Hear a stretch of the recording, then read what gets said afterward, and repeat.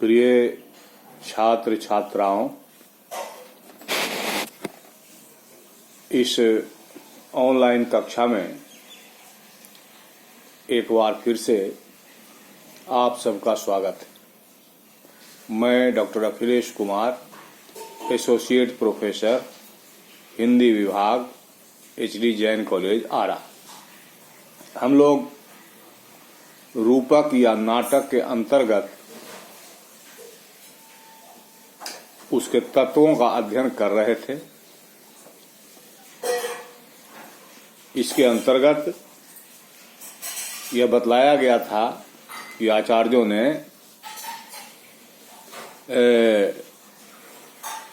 रूपक या नाटक के 3 प्रमुख तत्वों का कथन किया है: वस्तु, नेता और रस।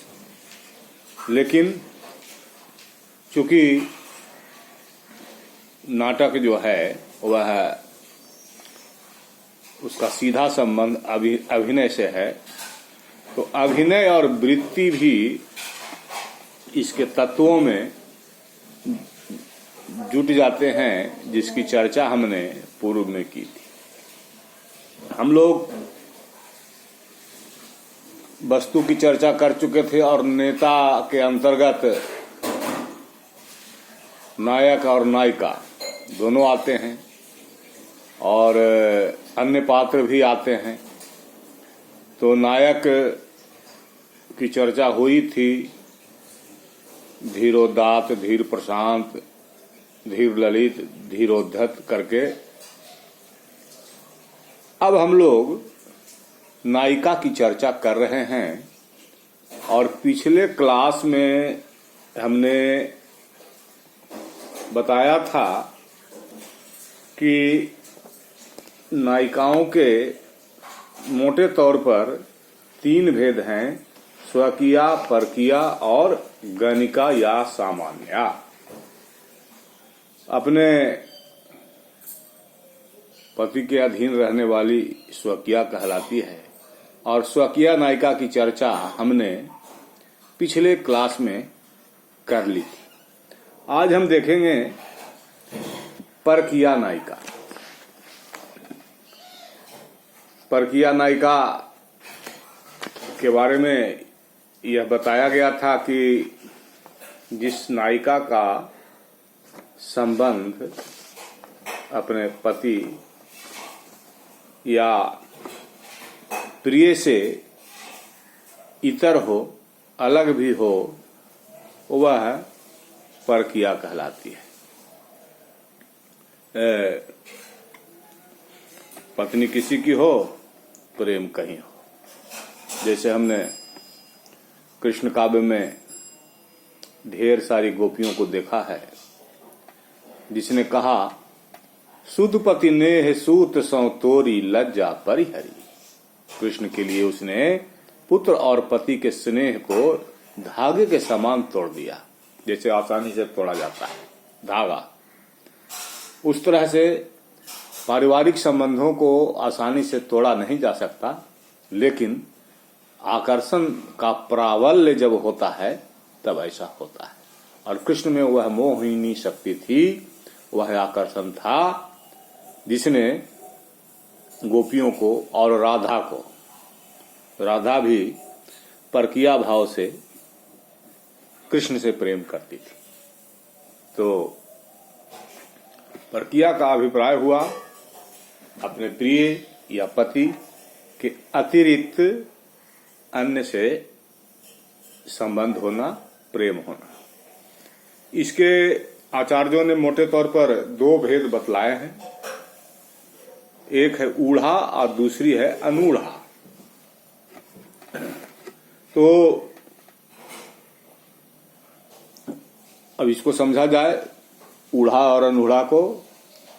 तो अन्य आचार्यों ने कुछ और भी भेद किए हैं, लेकिन यह प्रचलित है ऊढ़ा और अनूढ़ा। ऊढ़ा जो होती है वह विवाहिता होती है और विवाह के उपरांत भी उसका अन्य पुरुष से प्रेम होता है। उसे ऊढ़ा कहते हैं।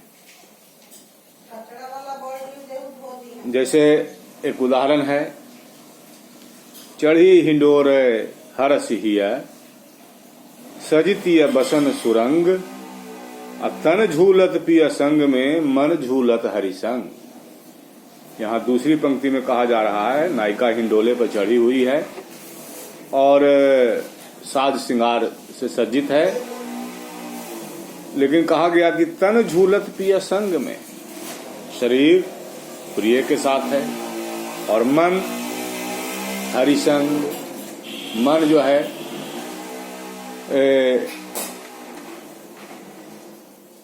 मन जो है वह कृष्ण संग है। तो इस तरह से पति है कोई और प्रेमी है कोई, तो इसको ऊढ़ा नायिका कहते हैं। इसके बाद जो दूसरी श्रेणी है वह है अनूढ़ा की। तो अनूढ़ा नायिका वह होती है जो अविवाहित अवस्था में ही पुरुषों के प्रेम में लीन रहती है। ऐसी नायिका को अनूढ़ा नायिका कहते हैं। अविवाहिता अवस्था में भी वह पर पुरुष के प्रेम में लीन रहने वाली। भारतीय आचार्यों ने ये परकिया के मुख्यतः यही दो भेद हैं, लेकिन भारतीय आचार्यों ने परकिया के अन्य भेद भी किए हैं और वे भेद भी प्रचलित हैं। भानुदत्त के अनुसार परकिया के जो भेद हैं वे हैं गुप्ता, विदग्धा, लक्षिता, कुल्टा, अनुशयना, मुदिता आदि। तो क्योंकि परकिया नायिका के अनेक रूप होते हैं और इस धरती पर परकिया नायिकाओं का अभाव नहीं है, तो उनके विविध रूप भी होते हैं। उन्हीं विविध रूपों के आधार पर, उनकी क्रियात्मक गतिविधि के आधार पर ये खंड किए गए हैं, ये भेद किए गए हैं। तो हम देखते हैं सबसे पहले गुप्ता। तो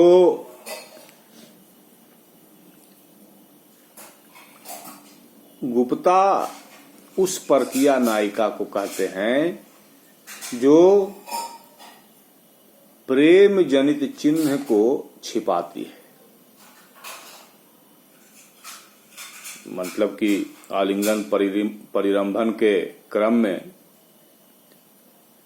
अगर कोई चिन्ह लग गए,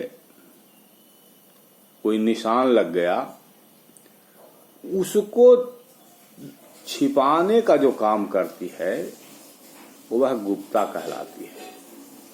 और परकिया नायिकाएं इसमें बहुत कुशल होती हैं। इन चिन्हों को छुपाने में बहुत कुशल होती हैं। और इस गुप्ता के भी 3 भेद किए हैं आचार्यों ने, भूत गुप्ता, भविष्य गुप्ता, वर्तमान गुप्ता। भूत गुप्ता हुई भूतकाल के रति चिन्हों को छिपाने वाली, और भविष्य गुप्ता हुई भावी प्रेम संबंधी व्यापार के लिए जो क्रियाकलाप होते हैं उसको छिपाने वाली। और वर्तमान गुप्ता जो वर्तमान संबंध चिन्हों को जो छिपाती है वह वर्तमान गुप्ता कहलाती है। इस तरह से परकिया के अंतर्गत गुप्ता के 3 भेद हुए, भूत गुप्ता, वर्तमान गुप्ता और भविष्य गुप्ता। इसके बाद दूसरी श्रेणी है विदग्धा। वह परकिया नायिका जो अपने आंतरिक भावों को, हृदय के दर्द को, अपनी पीड़ा को वाणी या क्रियात्मक गतिविधि के द्वारा जो है प्रकट करे, उसे विदग्धा कहते हैं। ये बहुत चतुर होती हैं, परकीय नायिकाएं चतुर होती ही हैं। और ये अपना कार्य अत्यधिक चतुराई से ही संपन्न करती हैं। तो इस विदग्धा के भी आचार्यों ने दो भेद किए हैं। एक है वचन विदग्धा और दूसरी है क्रिया विदग्धा। तो वचन विदग्धा उसे कहेंगे जो वचन की चतुरता से अपना कार्य संपादित करे, वचन चातुर्य के द्वारा जो अपने कार्य का संपादन करे, यानी अपनी बोली की कुशलता जो परकीय नायिका दिखलाए। और क्रिया विदग्धा जो होती है वह वचन का प्रयोग न कर करके क्रियात्मक गतिविधि के द्वारा जो है अपने आंतरिक भावों को प्रकट करती है, अपने आंतरिक स्थिति का इशारा करती है, बताती है। तो इस तरह से विदग्धा के दो भेद हुए और गुप्ता के तीन। गुप्ता के हुए भूत गुप्ता, वर्तमान गुप्ता, भविष्य गुप्ता, और विदग्धा के हुए वचन विदग्धा और क्रिया विदग्धा। इसके बाद है तीसरी श्रेणी है लक्षिता। परकीय नायिका की एक श्रेणी है लक्षिता, जो पर पुरुष संबंध से निर्मित रति चिन्हों को जो है छिपाने का प्रयास तो करती है, लेकिन छिपाने का प्रयास करने के बाद भी वह लक्षित हो जाता है। सखियां भांप जाती हैं, समझ जाती हैं, उनको बोध हो जाता है। तो इस श्रेणी की नायिका को लक्षिता कहते हैं। ये कहने का मतलब ये पकड़ लिए जाते हैं, इनकी चोरी जो है वो पकड़ी जाती है। इसके बाद चौथी श्रेणी है जिसे कहते हैं कुल्टा। जैसा कि नाम है उसी के अनुसार काम है। अनेकों से प्रेम करने वाली कुल्टा कहलाती है।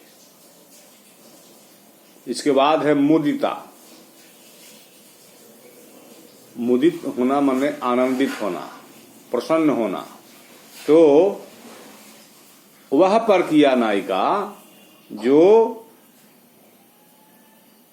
पर पुरुष जन्य मिलन की अनुकूल बात सुनकर या देखकर प्रसन्न हो, आनंदित हो, उसे मुदिता कहते हैं।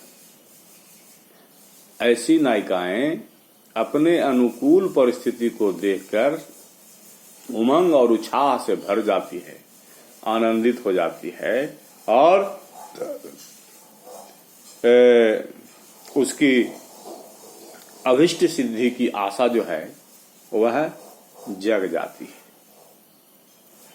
इसके बाद छठी श्रेणी जो है अनुशयना। अनुशयना नायिका से संबंधित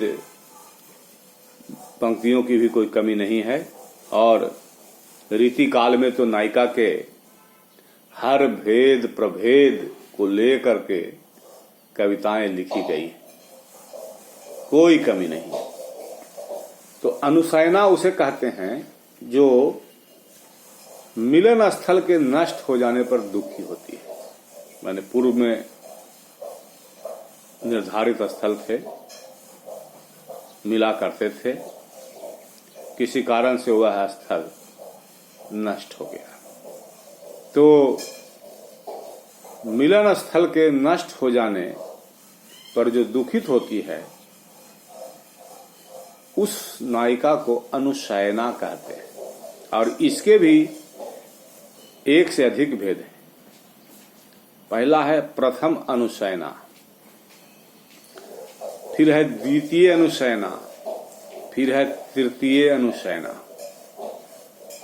तो प्रथम अनुशयना के अंतर्गत वह परकीया नायिका आती है जो वर्तमान संकेत स्थल के नष्ट होने से दुखित होती है।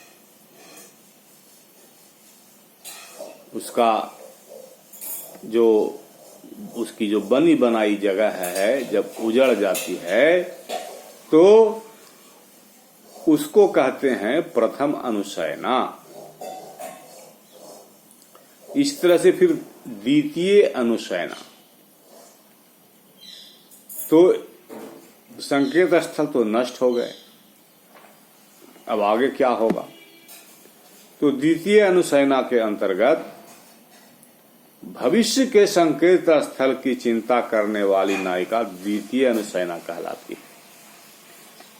संसार में स्थलों की कमी नहीं है और जहां चाह है वहां राह भी है।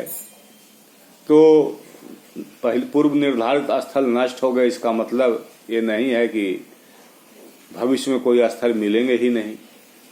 तो भावी संकेत स्थल, मिलन स्थल की चिंता जो करती है वह द्वितीय अनुशयना कहलाती है। और इसके लिए बिहारी का एक बड़ा ही प्रसिद्ध दोहा है, बहुत ही प्रसिद्ध है। सन सुक्यो बित्यो बनो ऊखो लई उखार, हरी हरी अरहरी अजाऊं धर धर हरी ही अनार। यहाँ नायिका जो है, प्रसंग यही है कि नायिका चिंतित है। उस चिंता का कारण यह है कि उसके जो निर्धारित संकेत स्थल थे, मिलन स्थल थे, वे नष्ट हो चुके हैं। कौन कौन थे? सन सुक्यो, सन की खेती जो हुई थी, लंबे लंबे होते हैं डंठल, तो उसको सन को काट लिया गया। बित्यो बनो, कपास की खेती होती है, कपास भी काट लिया गया। ऊखो लई उखार, गन्ने के खेत उजड़ गए, गन्ने की पेराई हो गई। ये सब जो है बड़े ही निरापद स्थल माने जाते हैं। चूंकि पौधे लंबे लंबे होते हैं और इनके बीच में आसानी से छिपा जा सकता है, बाहर से लक्षित नहीं होता है। तो नायिका चिंतित है। सन सुक्यो बित्यो बनो ऊखो लई उखार। तब उसकी सखी जो है उसे सांत्वना देती है, कहती है कि अरे भाई, चिंता क्यों कर रही हो, परेशान क्यों हो, बेचैन क्यों हो? सारे स्थल समाप्त नहीं हुए हैं। हरी हरी अरहरी अजाऊं, अरे अभी तो अरहर की खेत जो है हरी भरी है, अभी ये अरहर तो खेत में लगी हुई है, इसलिए हृदय में धैर्य धारण कर। तो यहाँ पर संकेत स्थल के नष्ट हो जाने के उपरांत भावी संकेत स्थल की चिंता दिखाई दे रही है नायिका के अंतर्गत, और सखी उसे उसके संकेत स्थल का ध्यान भी करा रही है। तो इसे हम द्वितीय अनुशयना के अंतर्गत मानेंगे। इसके बाद तृतीय अनुशयना। तृतीय अनुशयना वह परकीया होती है, वह परकीया नायिका होती है जो संकेत स्थल निर्धारित है, उस संकेत स्थल पर प्रिय तो पहुंच जाए, लेकिन नायिका को पहुंचने में विलंब हो जाए।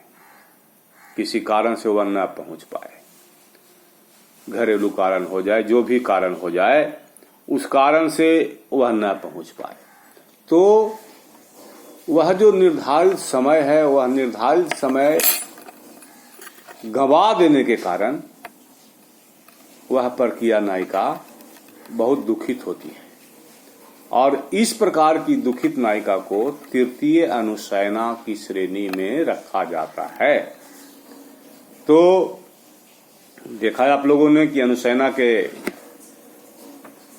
3 कोटि है, प्रथम अनुशयना, द्वितीय अनुशयना और तृतीय अनुशयना। तो इस तरह से परकीया नायिका के भेद हमने आप लोगों को बताए। पहले तो बताया कि 2 भेद हैं, ऊढ़ा और अनूढ़ा, लेकिन आचार्यों ने गुप्ता, विदग्धा, लक्षिता, कुल्टा, अनुशयना, मुदिता आदि के द्वारा और भी भेद किए हैं। तो इन भेदों की भी हमने चर्चा की। लेकिन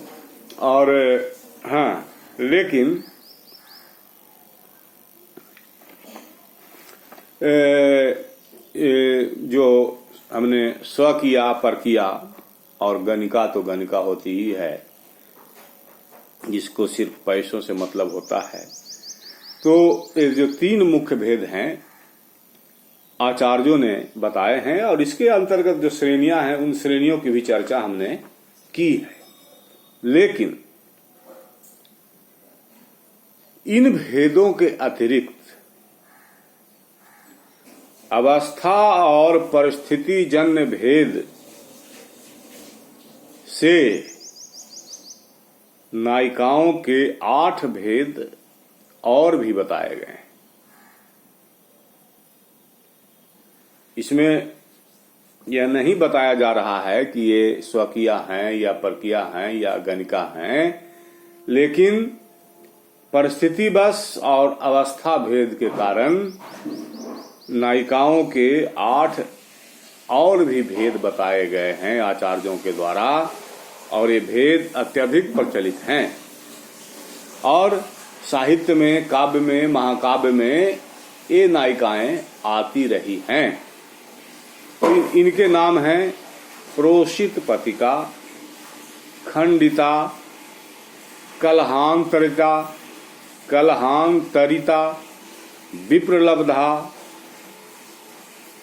उत्कंठा या उत्कंठिता, वासक सज्जा, स्वाधीन पतिका एवं अभिसारिका। ये भेद हैं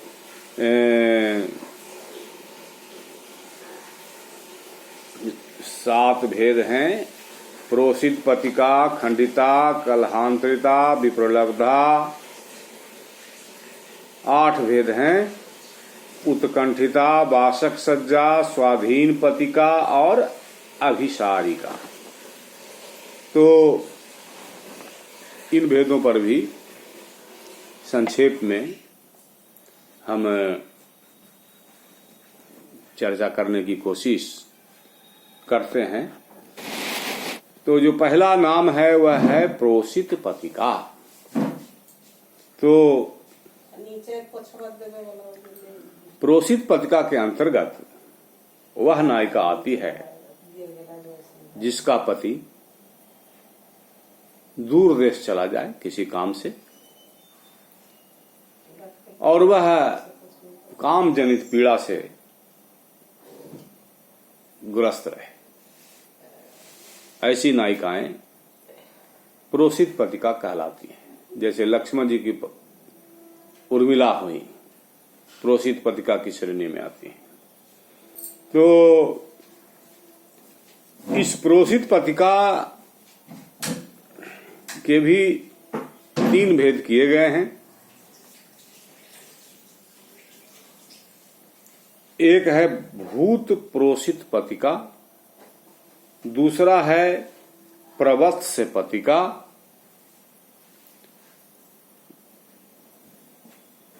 और तीसरा है प्रोषित पतिका। तो भूत प्रोषित पतिका अर्थात जिसका प्रिय जो है वह परदेश गया हुआ है और वह अपने प्रिय के विरह में समय काट रही है, उसे हम भूत प्रोषित पतिका कहते हैं। उर्मिला जी की स्थिति इसी प्रकार की है। इसके बाद है प्रवत्स्यत पतिका। इसके अंतर्गत वह नायिका आती है जिसका प्रिय विदेश जाने वाला है, गया नहीं है, जाने की स्थिति है। और साहित्य में जाने की स्थिति ही जब होती है वहीं से दुख पीड़ा वियोग का आरंभ हो जाता है। सिर्फ मालूम हो जाना चाहिए, एहसास हो जाना चाहिए कि वियोग या विछोह होने वाला है। तो प्रवत्स्यत पतिका के अंतर्गत वह नायिका आती है जिसका प्रिय विदेश जाने वाला है, अर्थात वियोग का आरंभ होने वाला है। और एक होता है वर्तमान प्रोषित पतिका। तो एक है कि जाने वाला है प्रवत्स्यत पतिका, एक गया हुआ है तो भूत प्रोषित पतिका, और एक है जा रहा है, सामने दृश्य उपस्थित है, प्रस्थान कर रहा है प्रिय। तो उस समय की जो स्थिति होती है, जो मानसिकता होती है, जो पीड़ा होती है नायिका के हृदय में, उस नायिका को वर्तमान प्रोषित पतिका के अंतर्गत माना जाता है।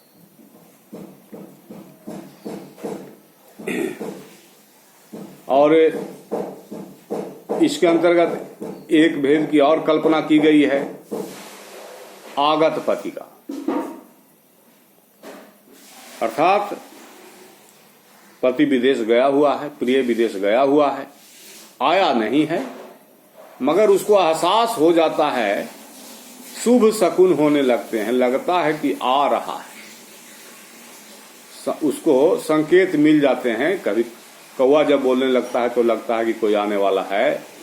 ऐसी भी कथानक रूढ़ी रही है कि घर पर कौवे जब बोलने लगते हैं, कांव कांव करने लगते हैं, तो यह संकेत माना जाता है कि किसी का आगमन होने वाला है।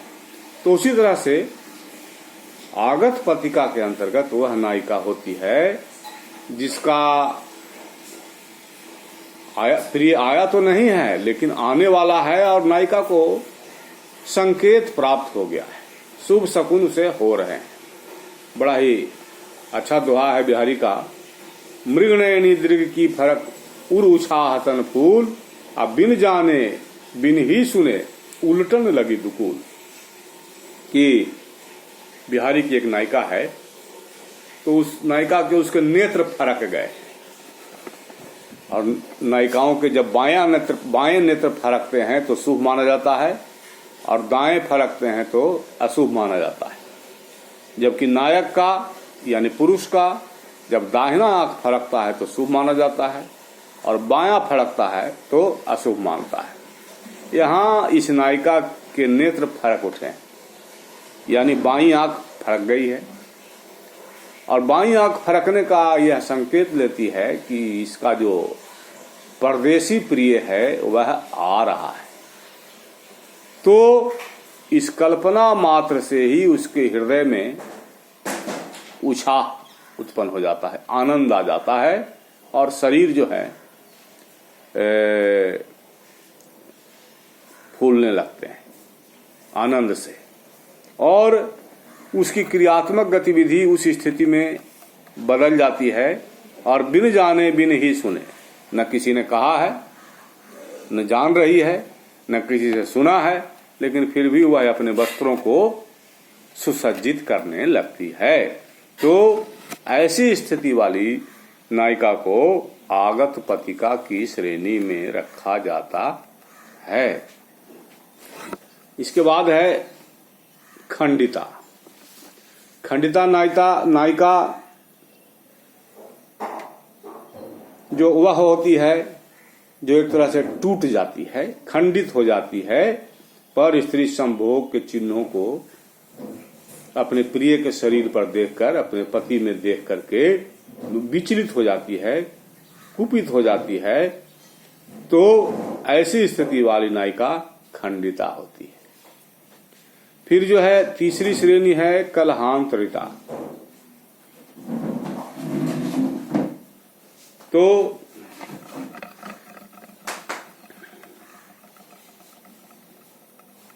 इसके अंतर्गत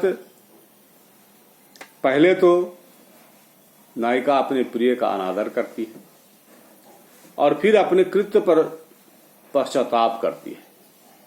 तो ऐसी क्रियात्मक गतिविधि करने वाली नायिका जो होती है वह कलहांतरिता होती है। इसके बाद है विप्रलब्धा।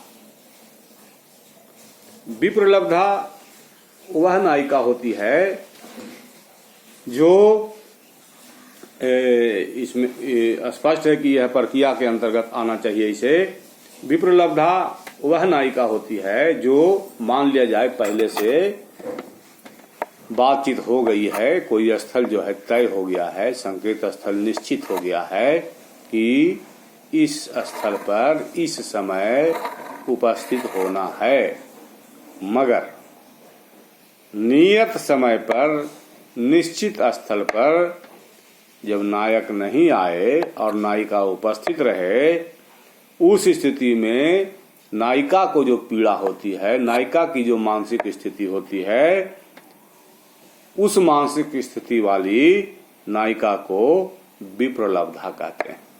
विप्रलब्धा इसका भी एक बड़ा ही अच्छा उदाहरण है बिहारी सतसई में। नायिका कह रही है, नभलाली चाली निशा चटकाली धुनिकीन रतिपाली आली अनत आए बनमालीन। कि नभलाली अर्थात आकाश में लाली छाने लगी है, चाली निशा रात्रि जो है जा रही है, चल चुकी है, चटकाली धुनिकीन गौरैये ने अपना स्वर करना शुरू कर दिया है। अर्थात यह समय जो है रात्रि का निर्धारित है, लेकिन इंतजार करते करते भोर हो गई है और सूर्य की किरणें भासित हो रही हैं और रात्रि का गमन हो रहा है, पक्षी कलरव कर रहे हैं। तो नायिका निराश होकर के कहती है, रतिपाली आली अनत आए बनमाली। कि लगता है कि हमारे प्रिय ने कहीं अन्यत्र ही प्रेम कर लिया, इसीलिए नहीं आ सके। तो ऐसी पीड़ित नायिका को विप्रलब्धा की श्रेणी में रखा जाता है।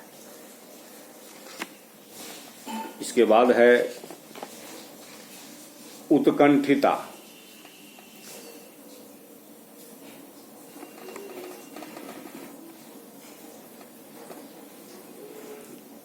उत्कंठिता के अंतर्गत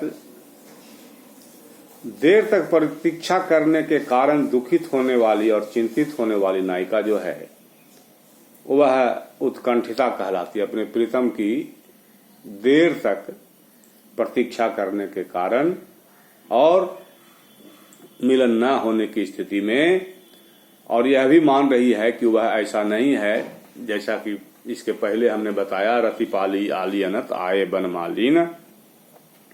प्रीतम को वह मानती है कि वह वैसा स्वभाव का नहीं है कि इधर उधर चला जाए। तो ऐसी स्थिति में जीने वाली जो होती है वह उत्कंठिता कहलाती है। इसके बाद छठी श्रेणी है वासक सज्जा। वासक सज्जा के अंतर्गत वह नायिका आती है जिसे यह मालूम होता है कि हमारा प्रीतम आने वाला है, और ऐसा जानकर वह अपने वस्त्र और आभूषण से अपने को सज्जित करती है। तो वह वासक सज्जा कहलाती है। अपने को भी सज्जित करती है और सज्जा को भी सज्जित करती है, शय्या को भी सज्जित करती है। इसके बाद है अगली श्रेणी स्वाधीन पतिका।